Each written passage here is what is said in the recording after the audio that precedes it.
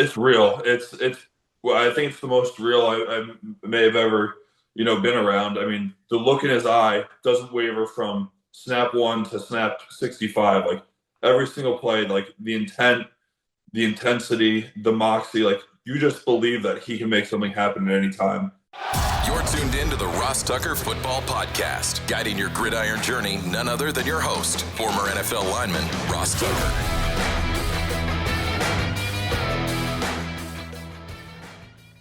Oh, yeah, it is. But it's not just any Ross Tucker Football Podcast.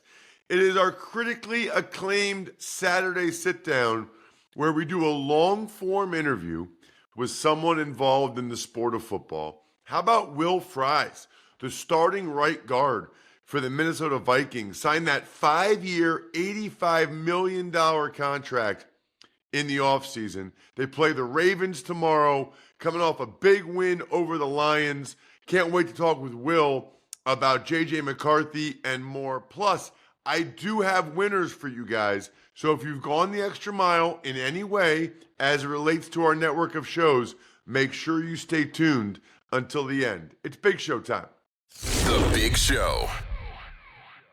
Absolutely love getting a chance to talk to active players during the season, especially offensive linemen and especially studs like Will Fries, starting right guard for the Vikings, coming off a huge win for that team against Detroit last Sunday. Will, thank you so much for the time, man. I really appreciate it. Yeah, of course. Thanks for having me on. Big win coming off that game in Detroit. We really needed that one. So, hopefully we can take that momentum, keep rolling in the next couple of weeks, and see what we can do here.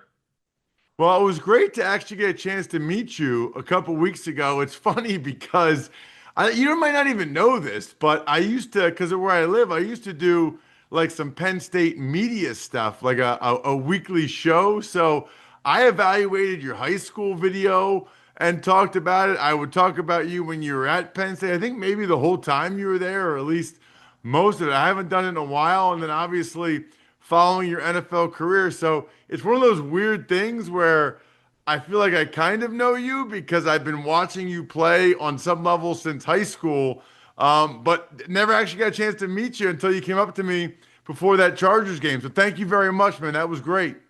It's kind of funny. I feel the same way because it's like when you're going into, Penn State and, you hear your name, then you start, kind of seeing what you're saying about me and stuff like that. I think it's kind of hard to ignore when, especially being a former, NFL guy yourself. So it's kind of funny, like, knowing of you, kind of throwing on the podcast here and there when you're growing up, going through college and seeing what you're getting said about you. But, yeah, no, it's pretty cool how, finally came together, having Joe as, age of making that connection. So it was great to, meet you too, out there in LA. Before I forget, actually, Will, just kind of your thoughts on, maybe you've been asked about it elsewhere, but your thoughts on what's happened with Penn State and Coach Franklin. He brought you in there. He's had a lot of success there. I'm sure all your friends and family have been asking you about it. Just kind of what's your opinion? Yeah, I think it's a little disappointing. Obviously, Coach Franklin rebuilt that program from some pretty dark ages and, sustained a lot of success throughout a lot of years. I mean, obviously, the way the season was going, it wasn't anything that anybody anticipated. I'm sure, it wasn't anything that Coach wanted to have happen, obviously. But I don't think that kind of excuses, the 12 plus years of what he had built, Big Ten championship, Rose Bowl appearance, multiple big time bowl game appearances. And I think on top of all the actual wins, but the stuff that he does for, the players, the guys he, helps almost like a second father to a lot of guys. Just the development from, you leave your family when you're in high school and you kind of have to this transition period of figuring out who you are and becoming a man, taking those next steps, obviously developed a lot of players going into the NFL. So I think if you look at outside of all the things he did on the field that were great, he did a lot of things great off the field too. And a lot of guys still have great, relationships with him to this day. I was, always, shot him a text, just told him I was thinking about him.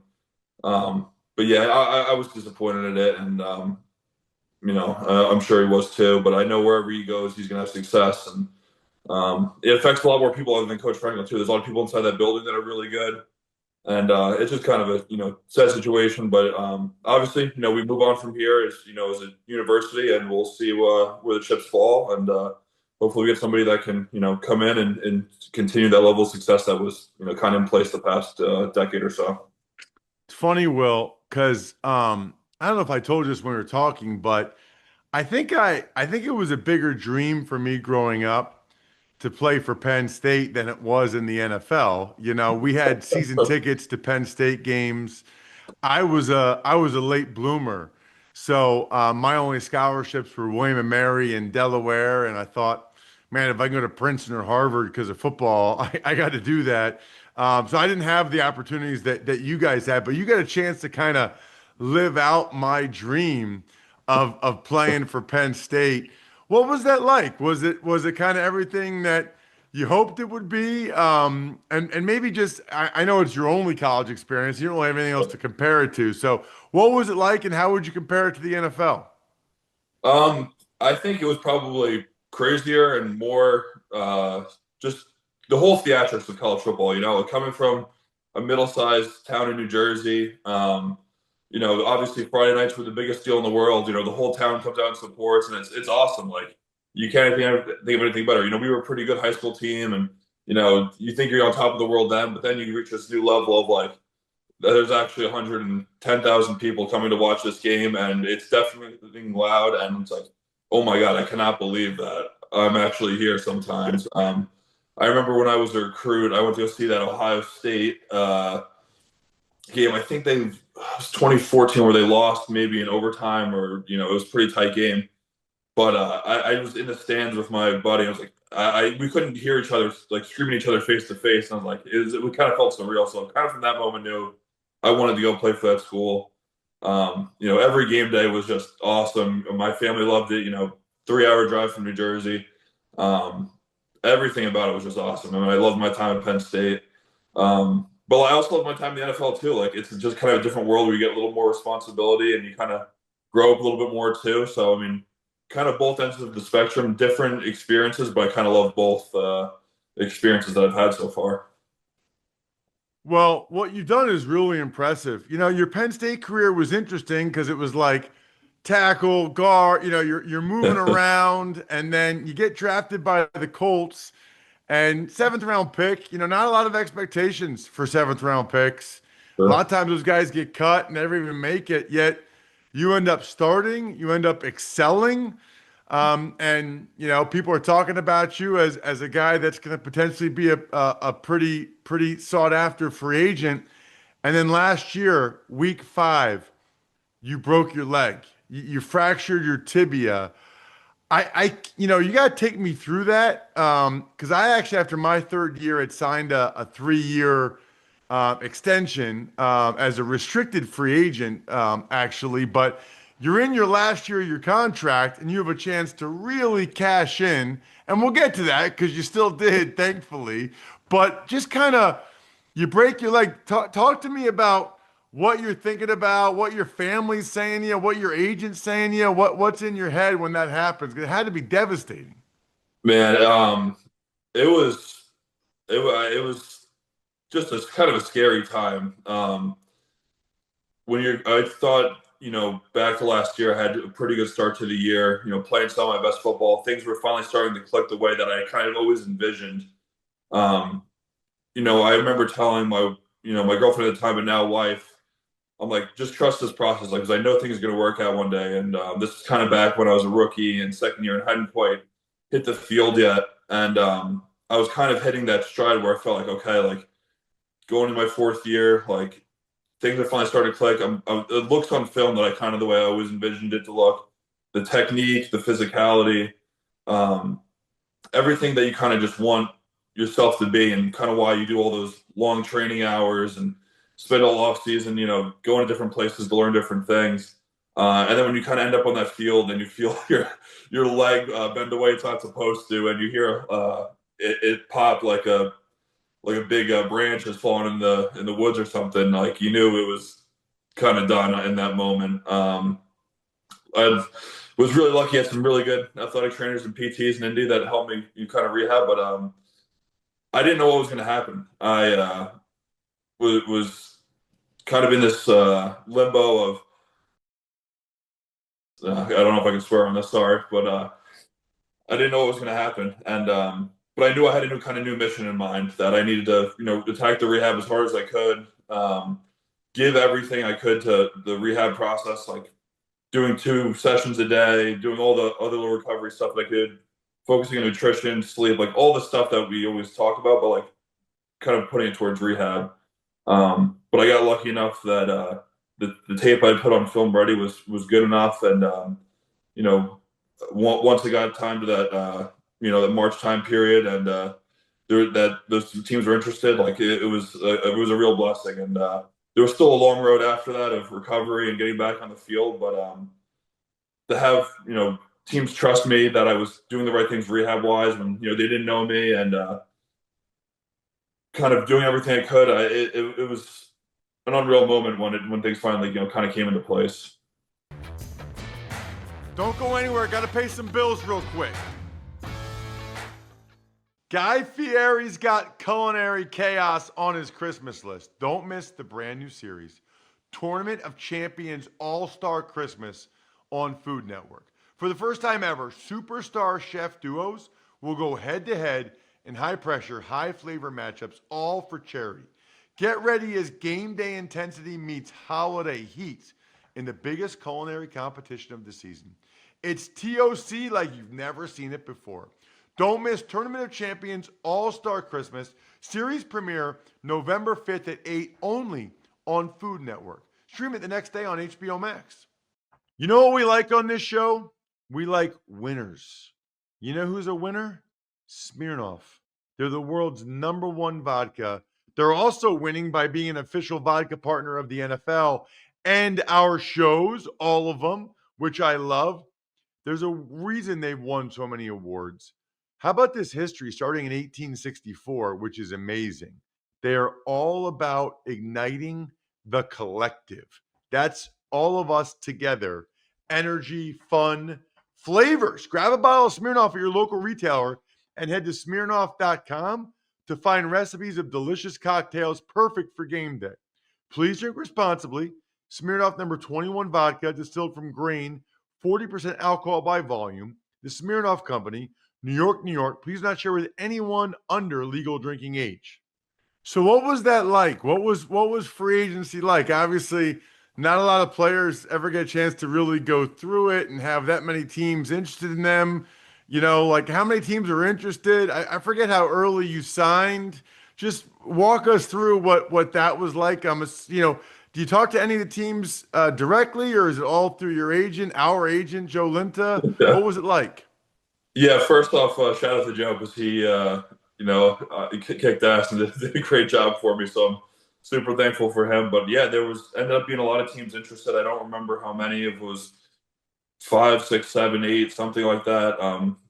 And it's weird. It happens so fast. Like the tampering window or whatever it is opens up like 2 days before you can sign, and things are moving fast, and at the end of the day, end up signing here in Minnesota, and like unbelievable here. Like I love Minnesota, love playing for Coach O'Connell and Coach Cooper. Like I think especially coming off of an injury where you don't like it was my first major injury, and I didn't know how I was going to come back. Having a good training staff too here, like they're unbelievable, helped me get back in the field and navigate a lot of like tough situations. Having Coach Cooper, who had been through some injuries himself, and kind of relearning how to be yourself on the field, and maybe kind of adjust some things in your stance or your play style that kind of help you take advantage of what you're good at while coming back from an injury. I think some of those things were like that gave me that confidence throughout training camp. Like it was kind of hard at first. Like didn't feel like I was playing great, and like didn't feel like myself. But when you can kind of talk to him and adjust things that they're going to help you get back in the field and play better, it ended up being the perfect storm of things that could have gone bad and then things that couldn't have gone any better. So, yeah, it was a really fast and wild experience, and kind of cool to go through at the end of the day. Well, I was so happy for you because, anybody that listens to my show, or like my number one thing is I just want every guy to maximize the financial security they can get for their life and their families from, their hard work and their gifts. So I was so glad you were still able to get a contract like that.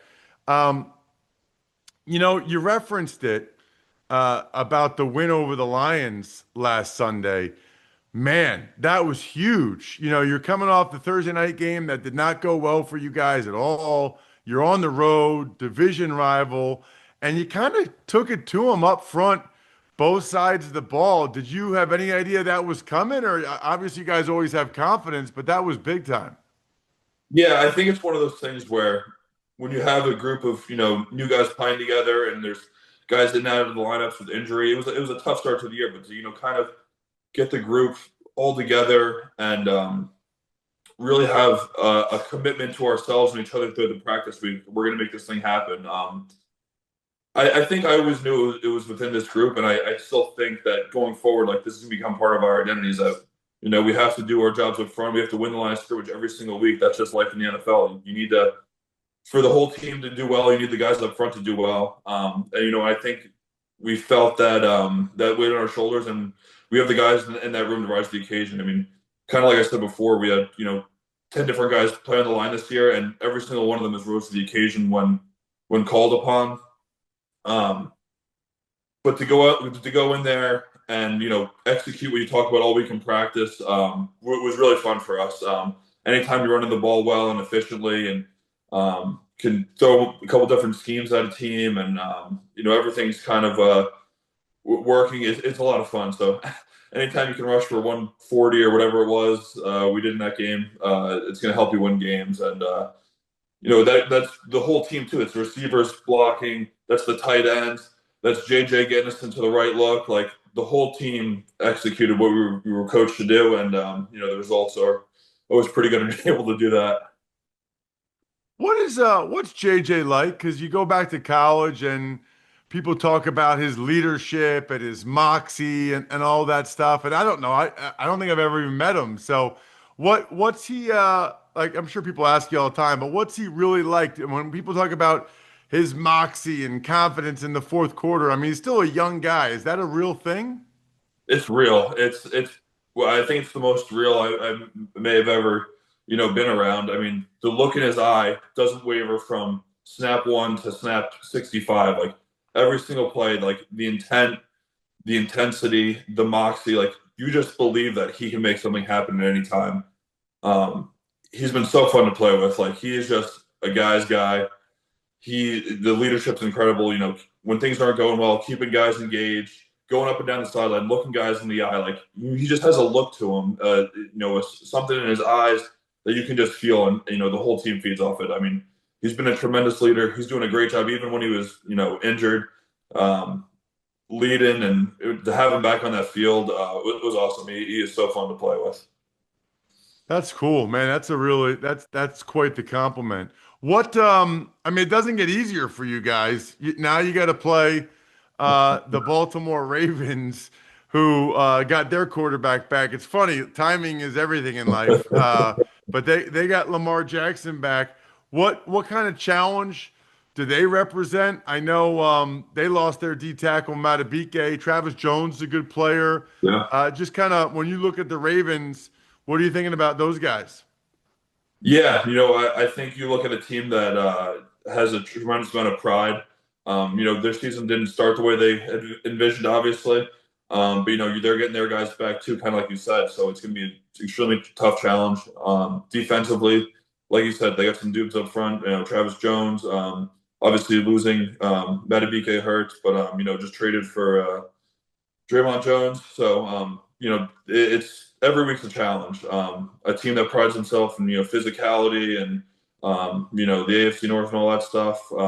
It's going to be a big challenge for us to sustain that momentum from a win, have another good week of practice, and take it to the field again Sunday. So we can just keep this thing rolling, keep it snowballing, and keep the good things coming our way. Will, how did you get from being seventh round pick to big money free agent? Like what? obviously you improved. What were the biggest areas you improved, and how did you do it?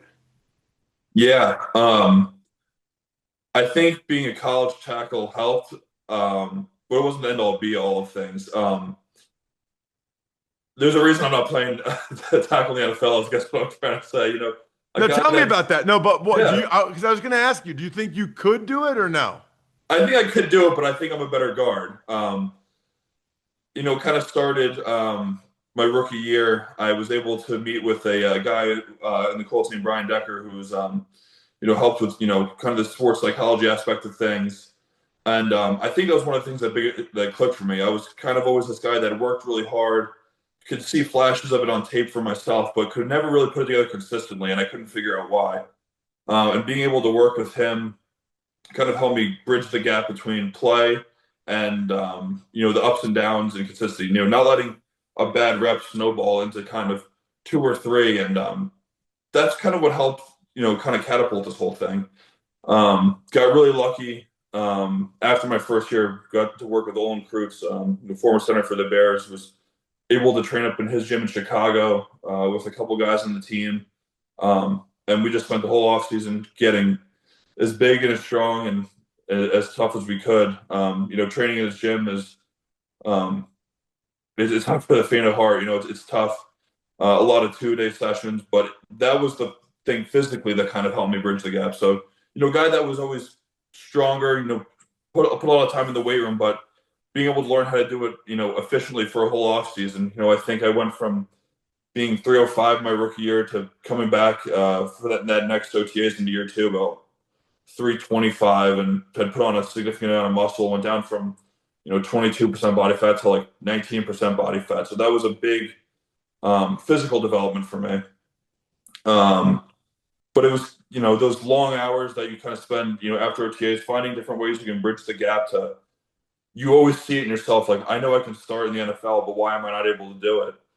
And it's kind of working on one thing in the run game every day, one thing in the pass game, and finding a little way to get 1% better every day. I know it's kind of cliche, but it was kind of one of those things that's like, I'm going to prepare as hard as I can because I know when I get my opportunity, I don't want to give that back up. And was fortunate enough to get a chance during my second year. Wasn't even playing guard at the time. I was backing up a tackle, and I got thrown into that New England game. And I was like, all right, I'm just going to play as hard as I can. And because I don't want them to take me off this field again. Obviously, that 2022 season was rough, but was able to kind of string enough good enough performances and show some flashes where in 2023, when the coaching staff turned over and Shane and Tony Sperano came in, they believed in me. And to have Coach Sperano come in and being a backup guy at the time, and for him to believe in me and saw enough on film that he's like, I can develop this guy even better.